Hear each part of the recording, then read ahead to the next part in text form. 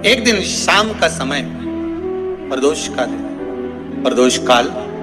भगवान देव अधिदेव महादेव माँ जगतजननी पार्वती जी के साथ में भ्रमण करते। देखिए, अगर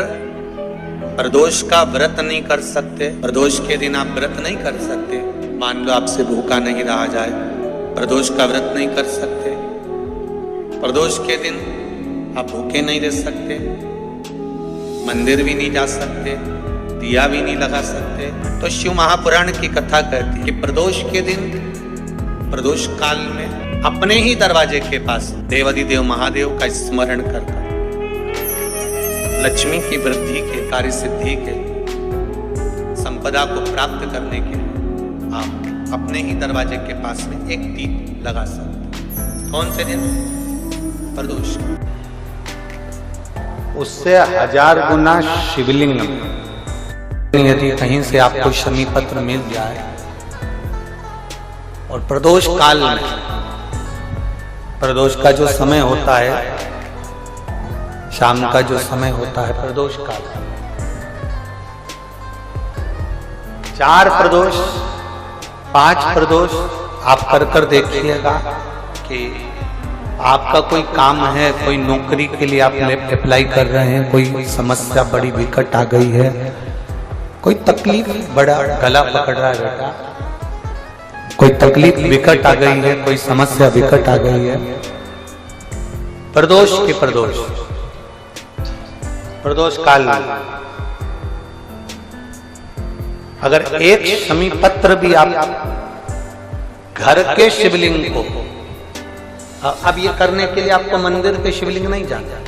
अपने घर में जो शिवलिंग, चाहे वो स्फटिक का हो, पारद का हो, कंकर शंकर का हो, लकड़ी का हो, जो शिवलिंग तुम्हारे घर में, कांच का हो, चाहे वो नर्मदा के कंकर का हो, नर्मदेश्वर हो, पाषाण का हो, जो शिवलिंग, चांदी का हो, सोने का हो, तांबे का हो, पीतल का हो, जो शिवलिंग तुम्हारे,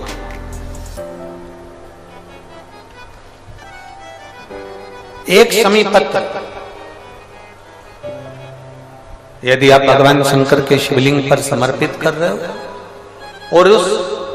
शमी पत्र को उठाकर रात्रि को 9:15 की जो एक मुहूर्त होता है, एक समय होता है, जिस समय पर हम अपने मन की बात भगवान शंकर को कहते हैं, पूर्व में भी इसका वर्णन हम कर चुके हैं कथाओं में, उस 9:15 पर वो शमी पत्र को उठाकर एक कागज में, एक कटोरी में उसको रख देना। 4 या 5 प्रदोष के उस शमी पत्र को अपने पास में रखिए और जिस कार्य के लिए जा रहे हो उसको जेब में ऊपर के भाग में उसको रखकर लेकर जाइए, आपका वो कार्य सफल होकर ही रहेगा, वो रुक नहीं सकता। शमी पत्र में इतना बल होता है, प्रदोष का जो शमी पत्र होता है वो बड़ा बलवान होता है, बड़ा। एक पत्र, 2 चीजें बड़ा स्मरण में रखिएगा। एक, बैसाख महीने में मट्टी के पात्र का जल, जब बैसाख का महीना आए ना,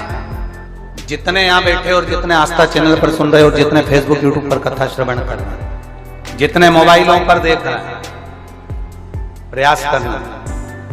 बैसाख के महीने में मिट्टी के पात्र में जो रात्रि भर जल रखा हो, मिट्टी के पात्र में, अगर आपके पास में घड़ा हो, हंडा हो, नी हो, तो दिया हो, दीपक हो, कुल्लड़ हो, कोई भी तुम्हारे पास में जो मिट्टी का पात्र, उसमें जल भरना। वो जल बैसाख के महीने की किसी भी सोमवार के दिन, किसी भी सोमवार के दिन, बैसाख महीने या किसी प्रदोष के दिन या बैसाख महीने के शिवरात्रि के दिन, वो मिट्टी के पात्र का जल अपने घर के प्रत्येक व्यक्ति का स्पर्श कराकर उस मिट्टी के पात्र के जल को तांबे के पात्र में डाल लीजिए और घर के प्रत्येक व्यक्ति का स्पर्श करा लीजिए और शंकर भगवान पर कुंदकेश्वर महादेव के नाम से समर्पित करिए। कुंदकेश्वर महादेव, कभी जीवन में पीछे पलट कर देखने की जरूरत नहीं पड़ेगी, आप उन्नति की सीढ़ी की ओर बढ़ते चले जाओ। किसी भी प्रदोष के दिन, प्रदोष काल में एक बार लगा दे, उसके बाद में अपनी कामना कर बेलपत्री एक छोटा सा उपाय अवश्य करिए। अगर बच्चे कोई एग्जाम में बैठ रहे हैं या कंपटीशन एग्जाम है या नौकरी के लिए अप्लाई कर रहे हो, मान लो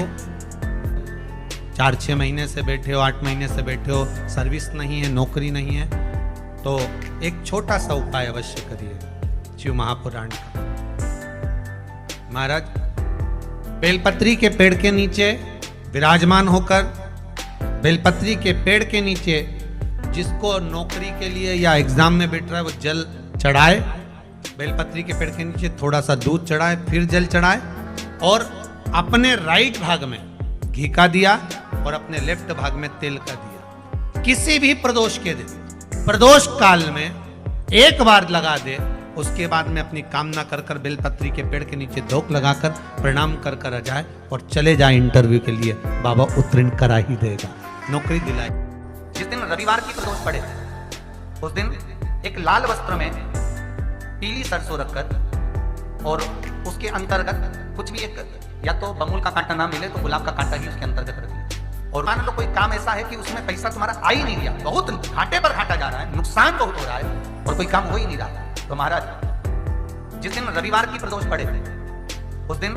एक लाल वस्त्र में पीली सरसों रखकर और उसके अंतर्गत कुछ भी एक, या तो बमुल का कांटा ना मिले तो गुलाब का कांटा ही उसके अंतर्गत रख लीजिए और उसको शिव मंदिर का स्मरण कराकर शंकर भगवान का नाम लेकर रू भैरव, कौन सा भैरव है उसकी भी कथा भी आने वाली है। ये दारुक नाम के राक्षस का संहार करने के लिए जब माता अवतार लेगी तब शंकर भगवान बच्चे का रूप रखकर रोएंगे, तो शिव जी का एक नाम होगा रू भैरव। ये भैरव कहां पर रहता है? तो कहा ये शमशान में रहता है। कहां रहता है ये भैरव? शंकर का जो एक अवतार है रू भैरव, ये भैरव अवतार शमशान में रहता है। तो इस भैरव का काम क्या है? तो कहा शमशान में, शमशान की जो अग्नि होती है भले की लकड़ी रहे, भले उसमें कोई पदार्थ डाले ना डाले, थोड़ी देर में वो अग्नि रू आवाज, हल्की सी शमशान की जो अग्नि जलती है उसमें एक आवाज आती है। आप ऐसे कोई अग्नि जलाएंगे ना, आवाज नहीं आती, ध्यान देना। शमशान में अगर जो लोग गए होंगे मुर्दा जलाने के लिए, तो अगर वो एकांत में बैठेंगे तो उसमें से एक आवाज आती है रू। तो शिव पुराण कह रही है कि उस सरसों को, कांटे को रू भैरव का नाम लेकर जिस व्यापार जो नहीं चल रहा है, दुकान जो नहीं चल रही है, उस दुकान के सामने, उस व्यापार के सम्मुख में उसको जला दिया जाता है। ये करा जाता है रवि प्रदोष के। कौन से प्रदोष? रवि प्रदोष, जो सुख का भान कराता है, व्यापार की उन्नति के लिए, समृद्धि के लिए, लक्ष्मी के लिए इसका प्रयोग किया जाता है। तो यहाँ पर दारुक नाम का जो असुर है, दारुक नाम का जो राक्षस है, उसका एक ही कहना है कि मैं मरूं, मना नहीं है ब्रह्मदेव पर। नंदी का एक पांव जो ऊपर होता है, आप लोग दर्शन करे होंगे शंकर जी के मंदिर में नंदी के, तो नंदी का एक पांव उठा हुआ होता है, एक पांव नीचा की होता है। हड्डी से जुड़ा हुआ रोग, नेत्रों से जुड़ा हुआ, मस्तिष्क से जुड़ा हुआ कोई रोग रहता है तो एक नीले कलर का फूल आता है, उस फूल में हल्दी डालकर